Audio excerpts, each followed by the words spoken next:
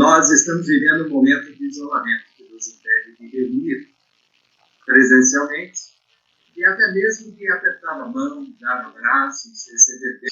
Mas o nosso amor é o mesmo, uns pelos outros. Isso nos traz sentimentos, às vezes, difusos, e muitas vezes até negativos, como tristeza, perda, solidão, frustração, ansiedade, carência afetiva, insegurança e tantos outros que podem tirar a nossa alegria.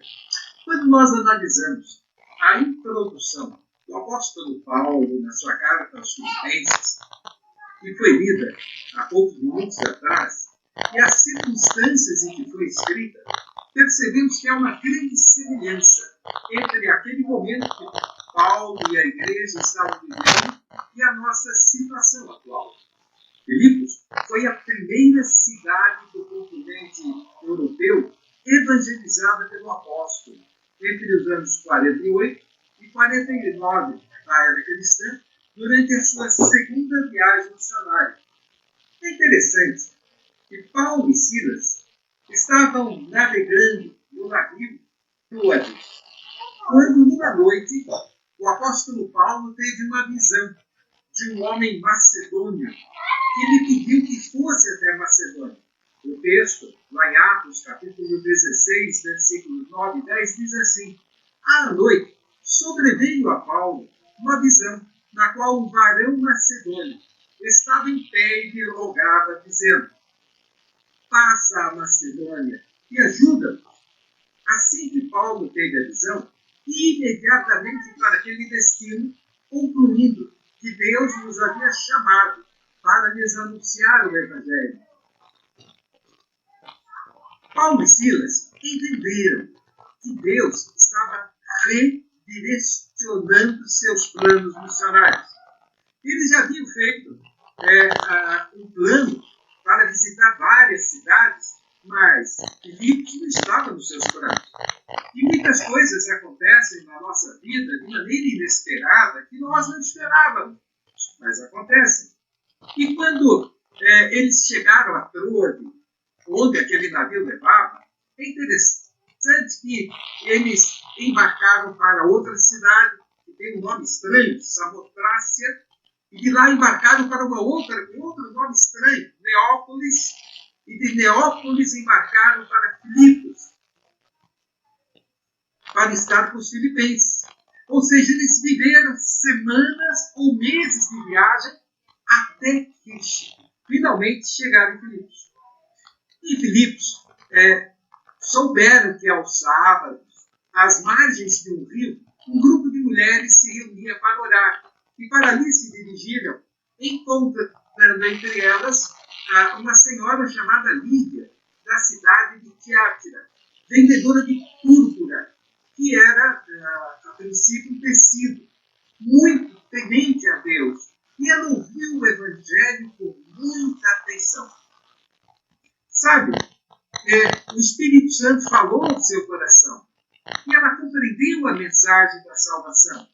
Ela entendeu que Cristo poderia ser Senhor da sua vida. Ela se converteu e ela imediatamente disse aos discípulos: eu quero me batizar, eu quero fazer parte desta igreja de Jesus. E Lídia convidou Paulo e Silas para se hospedarem na sua casa. E foi ali que começou a igreja de Filipos.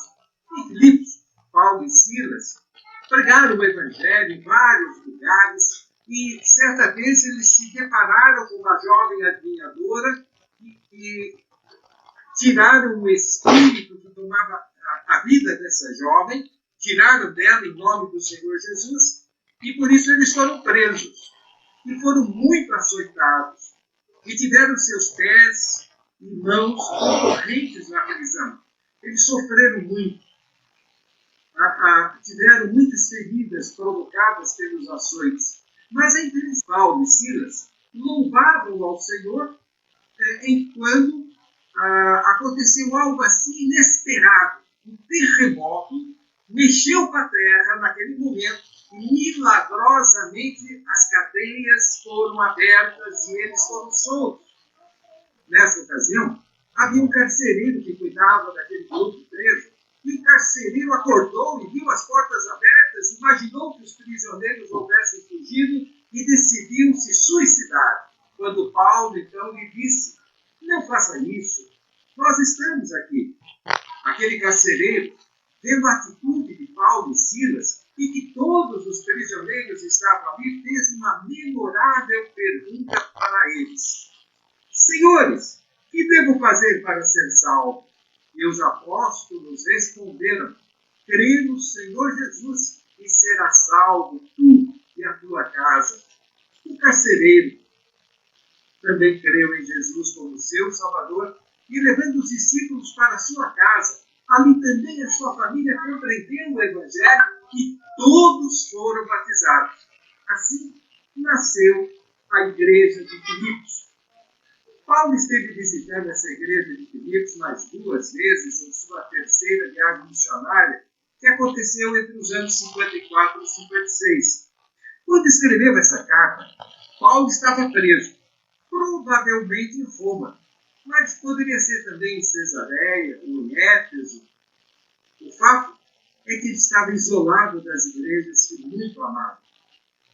Trazendo isso para o nosso contexto, cabe uma pergunta singular: é possível ser feliz quando nós passamos por diversas provações em nossas vidas? Paulo, mesmo preso, escreveu essa carta aos Filipenses e o título geral dessa carta é A Felicidade, a Alegria. Ela é chamada pelos teólogos uma carta da alegria. Mas é possível ser feliz? O que tem determinado a nossa felicidade?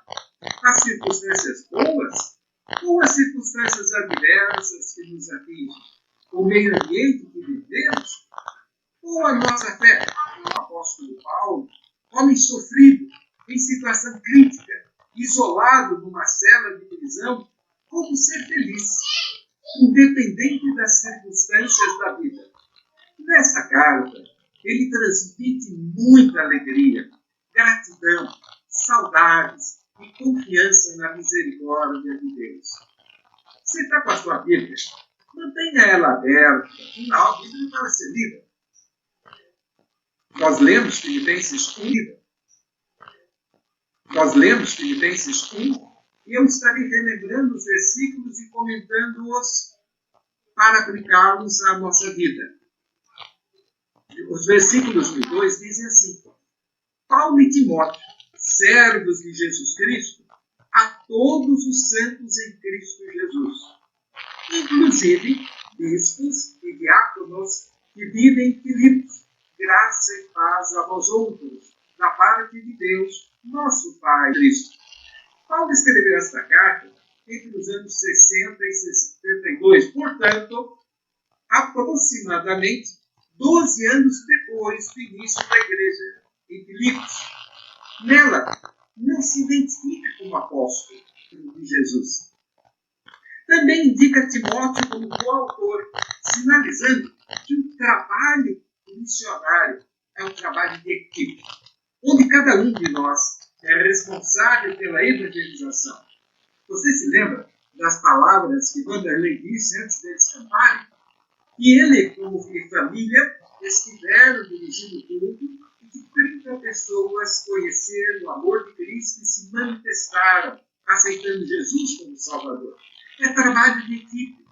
Na Igreja do Senhor Jesus Cristo, nós fazemos parte de uma equipe. Cada um de nós é corresponsável pela palavra de Deus e pelo crescimento da igreja. É interessante que em apenas 12 anos de existência, a igreja havia crescido muito pelo testemunho. E lá no grego, episcopos significa aqueles que orientavam espiritualmente a igreja. E diáconos, que significa aqueles que cuidavam dos mais pobres, dos mais necessitados, dos carentes. Diáconos tinha ideia de serviço, servir a Jesus Cristo. E os outros como professores, como orientadores, como líderes espirituais.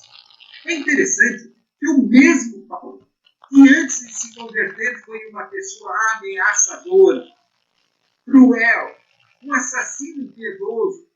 Agora, após ter se tornado crente em Jesus e experimentar a graça de Cristo em seu coração, nas mais diversas circunstâncias da sua vida, tornou-se um dos mais autênticos cristãos. Agora, nessa carta, ele fala de bondade, de amor e das circunstâncias. O apóstolo Paulo sofreu todo tipo de adversidade por pregar o amor de Cristo, mas seu coração estava farto da graça de Deus, cheio de alegria. Nos versículos 3 a 5, o apóstolo clama a Deus pela vida cristã ativa da igreja.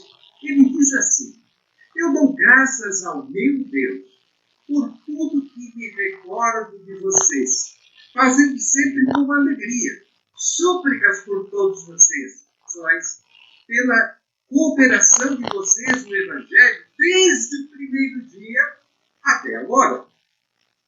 Paulo nos ensina a ter um coração grato e feliz pela vida e obra daqueles que estão ao nosso redor e que nos abençoam com suas vidas.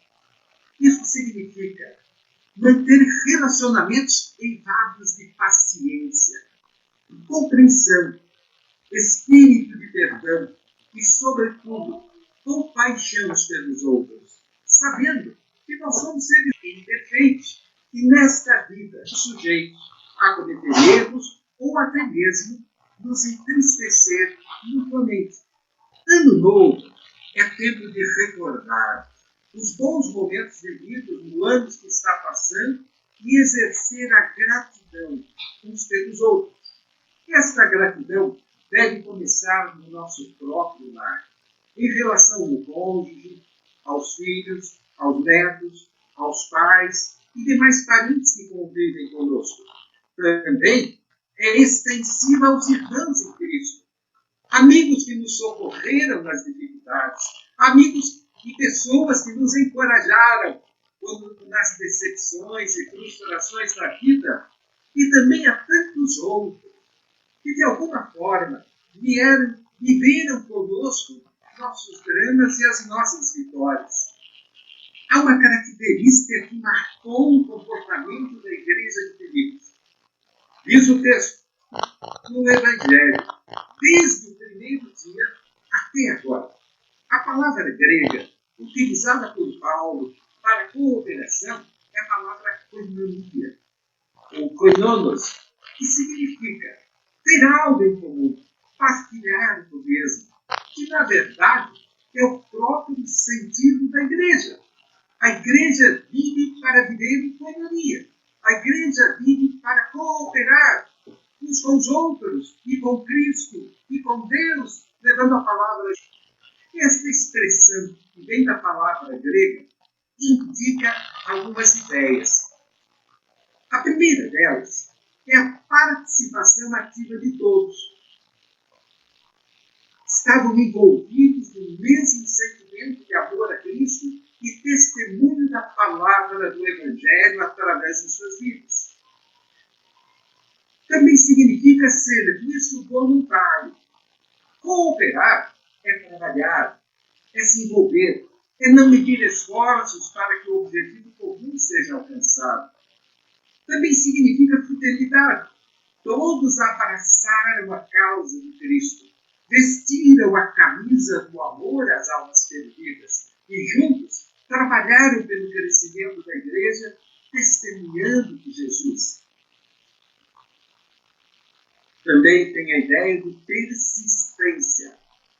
Trabalhar ininterruptamente desde o momento em que conheceram o amor de Cristo em seus corações até aquele momento. E por último, quero enfatizar empatia. A igreja sofria junto com o apóstolo Paulo a dolorosa possibilidade de ser condenado à morte pelo imperador de Roma, Nero. Mas essa empatia não era só por Paulo. Havia que socorriam as pessoas que passavam pelas necessidades. Louvo a Deus, dou graças a Deus, porque nós temos um ministério de ligação social na nossa igreja, que vem buscar socorrer as pessoas. Não sei se você esteve ligado no WhatsApp esses dias. Eu vi ali fotografias de cestas básicas sendo entregues a famílias carentes. A Igreja do Senhor Jesus Cristo. Empatizar-se com os que sofrem. Com certeza, assim como foi na Igreja de Filipos, esta deve ser, em 2021, a razão do sucesso espiritual e o crescimento da nossa Igreja. A cooperação. O versículo 6, ele fala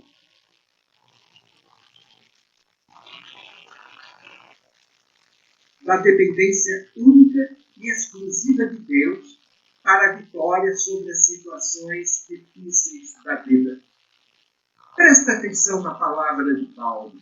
Ele diz assim: eu estou plenamente certo. Nós poderíamos traduzir: eu estou absolutamente certo de que aquele que começou boa obra em vós há de completá-la até o dia de Cristo Jesus. Paulo está preso, mas seu coração está entranhavelmente envolvido com a igreja e as perseguições que estavam acontecendo em vários lugares. Paulo diz que nossas vidas estão amparadas sob as preciosas mãos de Deus e que durante todo o nosso viver e até o momento em que Cristo nos chamar para a eternidade, gozaremos da presença viva daquele que começou a boa obra em nós, ou seja, a presença do Pai, a presença do Filho Jesus e a presença do Espírito Santo, protegendo e conduzindo os nossos passos. É interessante que Paulo, escrevendo aos Romanos, no capítulo 8, versículos 33 a 39, o apóstolo complementa essa ideia dizendo assim: quem tentará comigo de Deus? É Deus que os justifica. Quem é que condena? Pois é Cristo que morreu, ou antes quem ressuscitou dentre os à direita de Deus e também intercede por nós. Quem nos separará do amor de Cristo?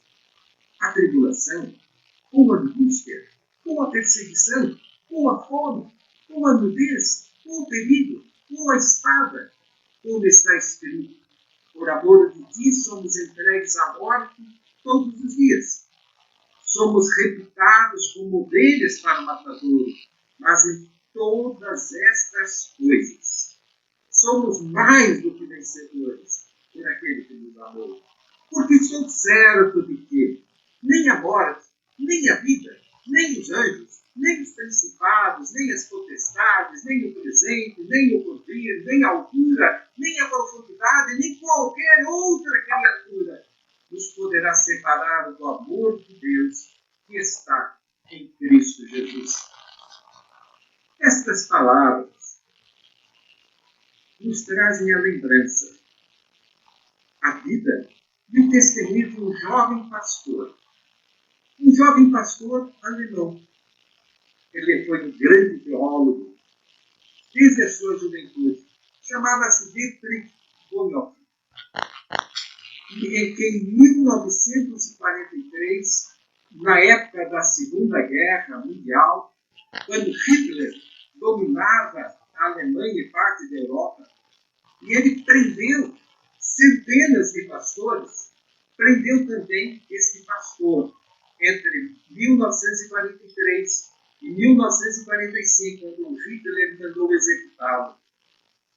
Estando na prisão, à semelhança do apóstolo Paulo, esse jovem pastor, logo no início daqueles dias, ele escreveu cartas dizendo dos seus momentos de medo, de desânimo, de insegurança e até mesmo de raiva pela situação que a Alemanha passava. Mas também escreveu palavras de esperança aos jovens e velhos pastores, e muitos deles que estavam presos pelo regime nazista e corriam risco de vida. Também escreveu orações para os outros prisioneiros condenados à morte e, interessante, escreveu poemas que falavam de esperança. Suas cartas e anotações escritas na prisão foram resumidas num livro chamado Resistência e Submissão. Ao ler e meditar em suas palavras, percebemos o quanto o olhar deste jovem pastor Dietrich se dirigia aos crentes que sofriam a perseguição do Evangelho. Mas é interessante que em pouquíssimos momentos ele fala sobre si próprio e ele pede oração por si próprio. Pelo contrário, quase todos os momentos ele tem palavras de encorajamento, de perseverança, de fé e de segurança na vitória que está em Cristo Jesus. Foi o apóstolo Paulo quem iniciou o trabalho de Deus, mas a obra é de Deus, não é de Paulo. Paulo foi apenas um instrumento que Deus usou para pregar o Evangelho. Precisamos compreender e viver esta verdade. A obra da evangelização e o crescimento da igreja pertence a Deus. Somos apenas instrumentos que temporariamente Ele usa até que Cristo volte. Vamos para o versículo 7. O apóstolo fala da participação ativa dos filipenses na vida dele. Diz assim o texto: aliás, é justo que eu assim pense de todos vocês, porque trago vocês no meu coração, seja nas minhas algemas, seja na defesa e confirmação do Evangelho, pois todos vocês são participantes da graça comigo. Percebe-se que havia intimidade entre o apóstolo e a igreja. Ele usa a expressão: eu trago vocês no coração, significando que estava intrinsecamente ligado à igreja através do amor, da dedicação e da gratidão por compartilhar com ele seus momentos difíceis de ministério. A igreja não havia medido esforços para ajudar o apóstolo em suas necessidades espirituais, orando por ele, nas suas necessidades materiais, enviando ofertas, e nas suas necessidades de solidão, mandando pessoas para estarem ao seu lado. Esta é a principal característica do crescimento de uma igreja: participação na graça de Cristo. Isto significa materializar a fé através das obras espirituais. É estar ao lado dos que sofrem, independente do estado social de cada um, levando palavras de oração, palavras de conforto e testemunho da graça salvadora de Jesus. É mais do que estar presente ou, de alguma forma, participar das celebrações. É viver intensamente o Evangelho, testemunhando com a própria vida o amor de Cristo. No versículo 8, o apóstolo expressa saudade e sente de estar junto à igreja e a ação confortadora de Deus em seu coração. Ele diz assim: pois minha testemunha é Deus da saudade que eu tenho de todos vocês, na terna misericórdia de Cristo Jesus. Este sentimento de Paulo é o mesmo que sentimos nesses momentos de isolamento social, quando, devido à pandemia do coronavírus, não podemos muitas vezes nos reunir presencialmente. Igualmente, é o sentimento que nutrimos quando nossos entes queridos se encontram morando longe de nós e não temos como estar ao lado deles, limitando-nos às orações e conversas não presenciais pelo telefone ou pela internet. O coração fica apertado. Sentimos falta das muitas manifestações físicas de carinho e desejamos ardentemente estar ao lado de cada um. Quem nos socorre nesses momentos é o próprio Deus. E ele usa a expressão na terna misericórdia de Cristo. É interessante. Eu quero concluir. Nos versículos 9 a 11, o apóstolo expressa o desejo que, através do amor, possamos alcançar a vitória sobre as adversidades e grandes desafios. 2021, não sei o que vai acontecer. Não temos uma bola de cristal. O que nós sabemos é que poderá ser igual ou melhor do que este ano. Mas o fato é que Deus estará presente. Interessante, vamos ver as palavras do apóstolo Paulo. Ele diz assim: e também faço esta oração, que o vosso amor aumente mais e mais, em pleno conhecimento e toda percepção, para provardes as coisas excelentes, e serdes sinceros e inculpáveis para o dia de Cristo, cheios do fruto de justiça, o qual é mediante Jesus Cristo, para a glória de Deus Pai. Paulo conclui sua introdução à carta aos Filipenses com uma oração pela igreja. Ele ora por nós. Ao concluir esta mensagem, meu desejo é que o sentimento do apóstolo em sua oração esteja norteando nossas vidas ao longo de 2021, levando-nos a ter o mesmo vigor, a mesma maturidade espiritual que a igreja de Filipos teve no primeiro século. Paulo começa a sua oração pedindo que o vosso amor aumente cada vez mais. Aqui, o apóstolo Paulo faz alusão ao verdadeiro amor que descreveu em 1 Coríntios 13, 4 a 7, dizendo assim: o amor é sofredor, o amor é benigno, o amor não é invejoso, o amor não trata com leviandade, o amor não se ensoberbece, não se porta com indecência, não busca os seus interesses, não se irrita, não sustenta mal, não folga com a injustiça, mas folga com a verdade. Tudo sofre, tudo crê, tudo espera, tudo suporta. Para vivermos na dimensão desse amor ágape, precisamos estar com nossos corações cheios do Espírito Santo, para que possamos a cada dia visualizarmos a santidade de Deus, a nossa fragilidade humana que nos leva muitas vezes ao pecado, e a graça perdoadora de Cristo, que nos torna aptos para servirmos a Deus e uns aos outros, com humildade e plena submissão aos seus propósitos. Atrelados ao amor, naturalmente teremos o pleno conhecimento da vontade de Deus e seremos agraciados com toda espalda percepção. Percepção aqui tem a ideia da visão da obra de Deus para a nossa própria vida e para a vida da igreja. Você tem se preocupado com aquilo que Deus tem para a sua própria vida? Com os planos que Deus já traçou para a sua própria vida? Você tem se preocupado com a ideia de que, desde o momento em que você foi gestado, Deus já te amou e Deus já preparou para a sua vida um plano especial? Você tem colocado a sua vida dentro da vontade de Deus, dentro dessa visão espiritual de Deus?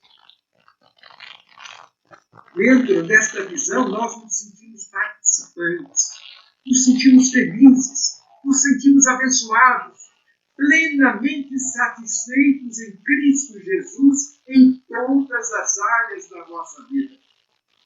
Isso nos conduz a termos em 2021 a sabedoria divina para. Vamos olhar as expressões paulinas. Paulo diz: aprovarmos as coisas excelentes. Aqui significa que nós devemos saber priorizar aquilo que nos traz identidade com Cristo e discernimento da vontade de Deus.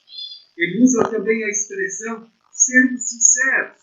É impossível exercer um ministério, seja qual for a área que trabalhemos, sem humildade para ouvir a voz de Deus e sinceridade para catá-la sem constrangimento. Paulo também usa a expressão sermos inculpáveis para o dia de Cristo. Ser inculpável é saber reconhecer os nossos erros e sobre eles pedir perdão. Também é saber perdoar mesmo quando nossos transgressores não se arrependem de seus malfeitos, mantendo a nossa mente livre de ressentimentos, de mágoas, de amarguras. É, naturalmente, receber o perdão de Deus que emana da cruz de Cristo do Calvário, onde derramou seu sangue para nos redimir de toda injustiça. E ele conclui a última frase dizendo: estamos cheios do fruto da justiça, aprovando as coisas excelentes, servindo com humildade e sinceridade, e tendo a nossa alma livre da culpa do pecado, certamente estaremos aptos para produzirmos os frutos advindos da justiça de Deus. Que frutos são esses? São frutos decorrentes de uma conduta moral ética correta.